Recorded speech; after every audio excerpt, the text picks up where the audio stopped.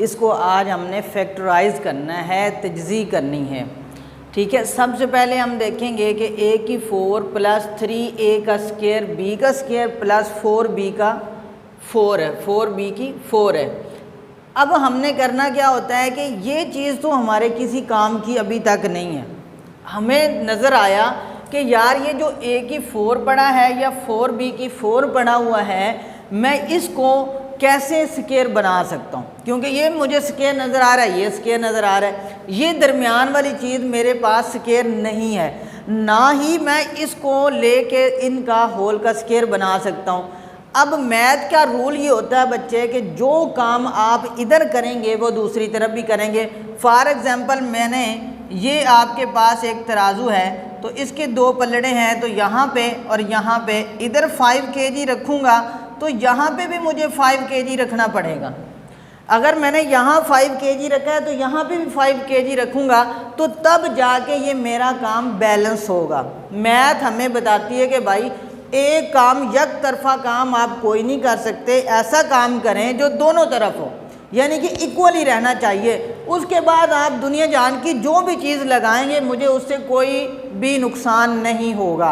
लिहाजा हम इसी रूल को फॉलो करते हुए हम क्या करेंगे, यहाँ पे देखो ये 2 स्क्वायर नज़र आए, मैं इसको यूँ कर सकता हूँ a की 2 की 2 और प्लस 4 है तो ये 2b का स्क्वायर।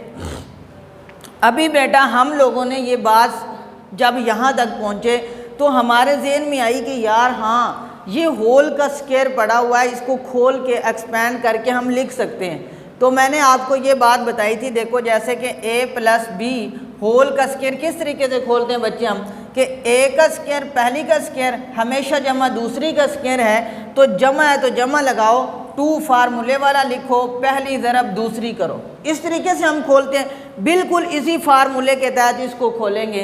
तो यहाँ पे खोलो, ये 2 स्क्वायर हैं। अब क्या करेंगे, ये होल का स्क्वायर खोला है तो a का स्क्वायर यानी कि a की 2 का स्क्वायर, b के स्क्वायर की जगह पे 2b का स्क्वायर आ गया, आगे जमा है तो जमा लगा दी, 2 फार्मूले वाला लगाया, पहली ज़रब दूसरी कर दी।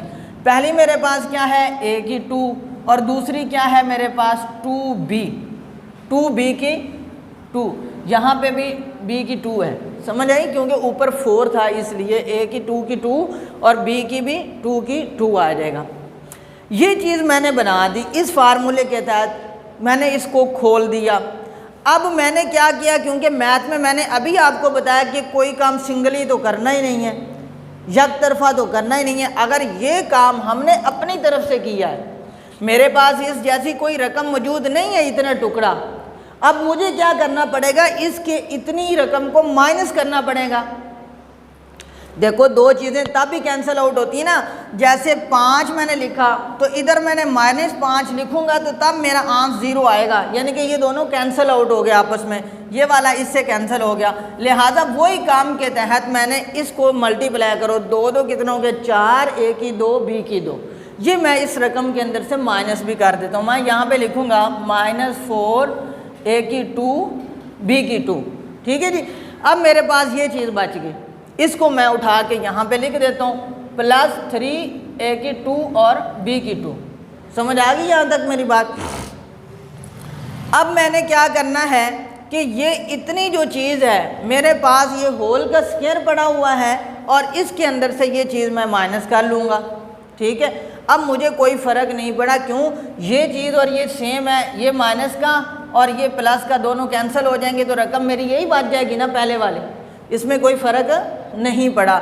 लिहाजा अब हमने कटिंग तो नहीं करना, लिहाजा यहाँ से लेकर यहाँ तक इसका मैं होल का स्क्वायर लिख लेता हूँ, ठीक है। इसके अंदर देखो जो a की 2 है उसके अंदर से मैंने a का स्क्वायर लिख लिया, इधर से मैंने 2b का स्क्वायर लिख लिया, 2 के साथ जो अलामत है मैंने वो लगा दी। अब मैंने आगे लिखा -4 a की 2 b की 2 +3 a का स्क्वायर और b का स्क्वायर है, ठीक है जी। अब ये 4 में से ये 3 a का स्क्वायर b का स्क्वायर निकल गया।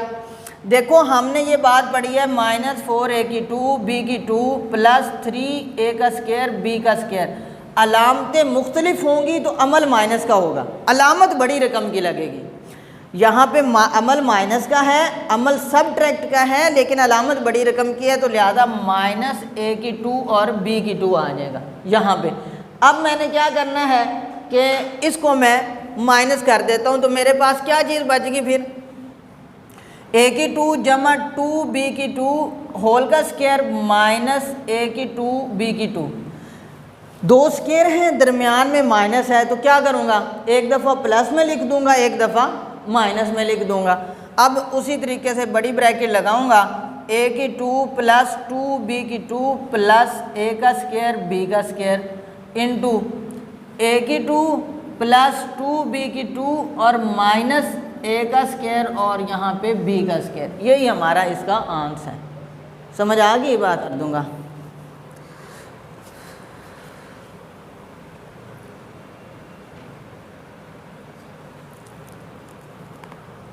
क्वेश्चन नंबर 5 है बेटा, इसके अंदर ये है x की 4 प्लस एक्स का स्क्वायर प्लस 25। ठीक है जी। अब हमने इसकी फैक्टराइजेशन जो है ना वो करनी है। देखो अब तुम्हें फिर दो स्क्वायर नज़र आ रहे होंगे, कौन से, x की 4 का स्क्वायर और 25 का स्क्वायर। इसको 5 है और इसका x का स्क्वायर है। अब हम क्या करेंगे कि x की 2 इसको लिख लेता हूँ जमा 5 का स्क्वायर लिख लेता हूँ। उसी तरीके से बेटा मैंने क्या करना है कि 2 फार्मूले वाला लगाना है, पहली तरफ दूसरी करनी है। पहली कौन सी है, x का स्क्वायर है, दूसरी कौन सी है, 5। ठीक है जी।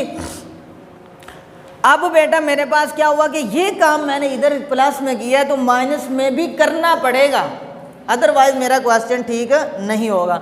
अब माइनस में करने का मतलब ये है कि इनको हम 5 2 10 x का स्क्वायर, मैं यहाँ पे लिख देता हूँ माइनस 10x का स्क्वायर और यहाँ पे मैं लिख देता हूँ x का स्क्वायर।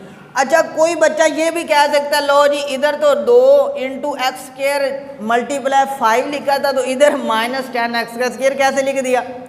भाई ये एक्सपैंड करके फार्मूला सिर्फ आपको समझाने के लिए लिखा है, वरना आप इधर भी 10x का स्क्वायर लिख सकते हो जमा का और इधर माइनस का, इसमें कोई फ़र्क नहीं है। लेकिन ये क्योंकि हम फार्मूला खोलते हैं इसलिए हम इसको एक्सपैंड करके खोल के लिख देते हैं। इसको हमने डायरेक्ट 5 2 10x का स्क्वायर यहाँ पे माइनस में लिख दिया और कोई मसला नहीं है इसमें।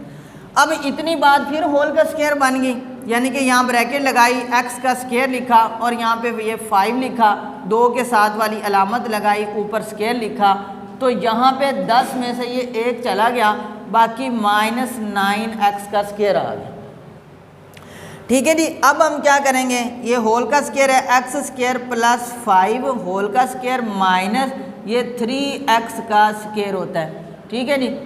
अब हमने क्या करना है, ये दो स्क्वायर है, दरमियान में माइनस है, एक दफ़ा प्लस में लिखते हैं एक दफ़ा माइनस में, बस क्या हो गया, x का स्क्वायर जमा 5 प्लस 3x इंटू एक्स का स्क्वायर प्लस 5 माइनस 3x। ये इसका प्रूव हो गया।